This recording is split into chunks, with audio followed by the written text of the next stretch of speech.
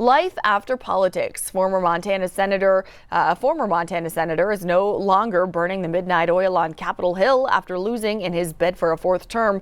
But he says he's staying plenty busy on his family farm in Big Sandy. Of course, we're talking about Jon Tester.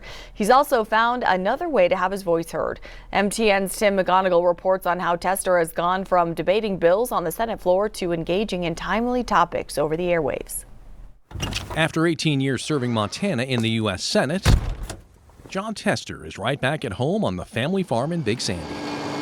I'm looking forward to being able to go out in the tractor and work normal 14-hour days instead of 36-hour days. But even in the isolation of Big Sky country, the cell phones don't work too good out there. It's a sweet thing.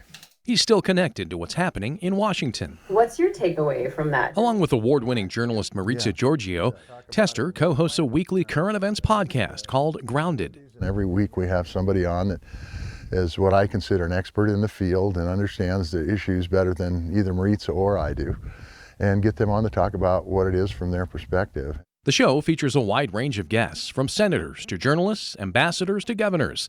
It's a bipartisan effort to keep listeners in the know. We've had a bunch of folks on. We've had a mix of Democrats and Republicans. Today our show had a Republican that turned Democrat. Tester says holding both political parties accountable is a major part of the broadcast. The legislative branch is no longer a co-equal branch of government as our forefathers had set up. They've ceded their power to the executive branch. I think that is not only bad, but I think it's also very, very dangerous. Tester says he'll never say never when it comes to future political opportunities, but he's fairly certain his days of running for office are behind him. I think it's better to really focus on some other things. So that works. In the meantime, he'll continue with the podcast, do some consulting, and spend more time on the tractor, while heeding advice late Wyoming Senator and longtime friend Alan Simpson gave him after Tester's November loss. Alan said, don't get in a hurry, John. Things will come along. And so I haven't gotten in a hurry, and things are coming along, and I happen to have the best job in the world being a farmer in north central Montana. Jon Tester is still working on the farm.